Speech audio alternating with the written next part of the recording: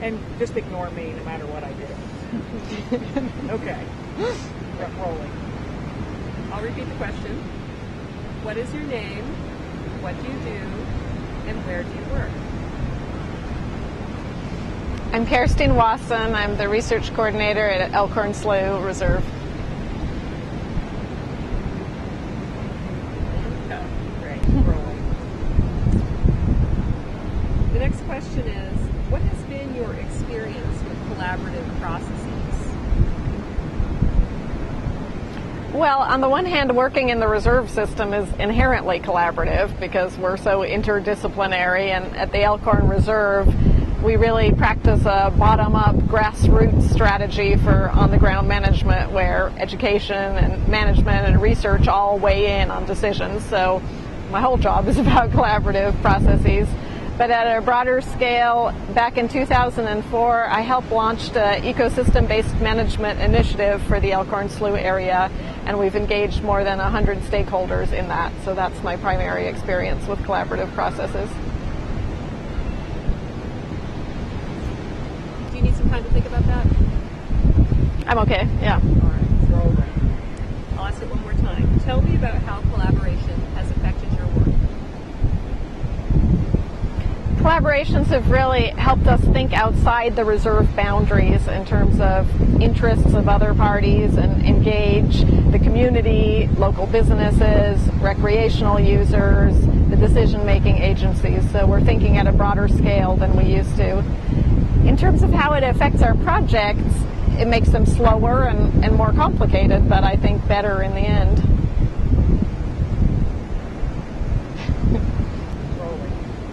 Tell me about some specific benefits you have observed with that project. I think our ultimate conservation and management strategies are better as a result of the collaborative process because of the multiple perspectives that we've engaged.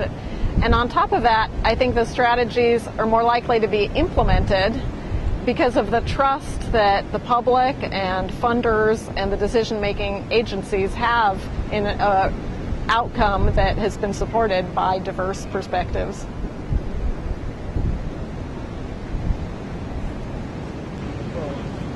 Can you tell me about a specific barrier that you have encountered using the collaborative process in this project and how you have overcome it?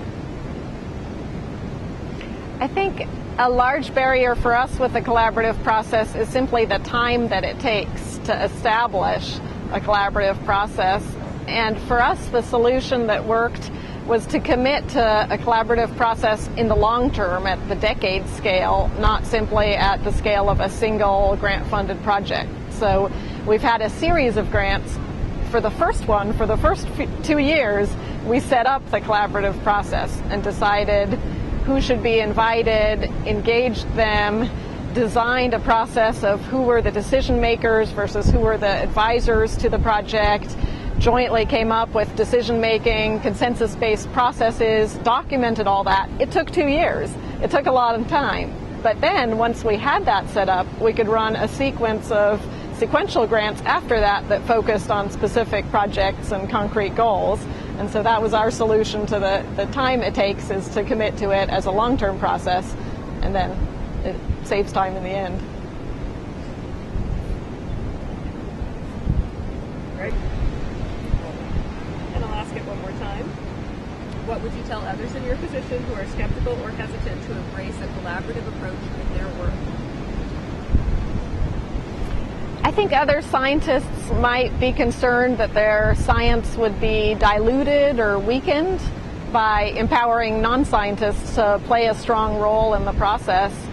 But my experience has been actually just the opposite, that by having diverse perspectives and scrutiny from all sorts of angles, the ultimate scientific outcome is actually more robust, that you end up with a more rigorous scientific process in the end by having outside perspectives question you and ask good questions. So that hasn't been a problem for us.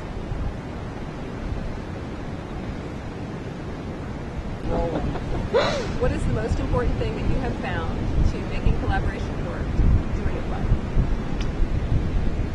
For making collaboration work, I found that on the intellectual side, there's a real need for organization and clarity. That when you have a diverse PI team with interdisciplinary perspectives, you really have to spell out roles and responsibilities of each member and who has decision-making authority for what. And the same is true for the larger group of end users or advisors you have engaged. So that's sort of my linear answer, is that you really need clarity and organization. But on the emotional side, I think equally important is trust, is building strong relationships with open, honest communication so that you all believe in each other and feel comfortable talking to each other and sharing your perspectives.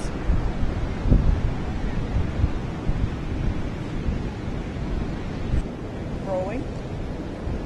Allison, tell us about your story with collaboration. I had sort of a born-again experience with the collaborative process. I started as an academic scientist, a professor doing pure curiosity-driven research. And then I moved into conservation biology, and based on sort of the academic literature, I thought that if I highlighted a threat to biodiversity and handed the results of that study over on a silver platter to the managers, that I could save the world doing that. And I had a number of experiences where I did research projects and showed clearly that our estuary was highly invaded, hugely threatened by invasions, or that water control structures were decreasing water quality and biodiversity. And yet nothing changed at our estuary as a result. I did not move the needle on management. Maybe in some way I shaped the national debate on those issues, invasion and water control structures, but in terms of local management, nothing happened. And why was that? It was because I hadn't engaged the end users from the start, and I hadn't found out what would change their management. It turned out that for the invasions, I was studying species that were already widespread and abundant. You couldn't do anything about them. There was nothing local management could do.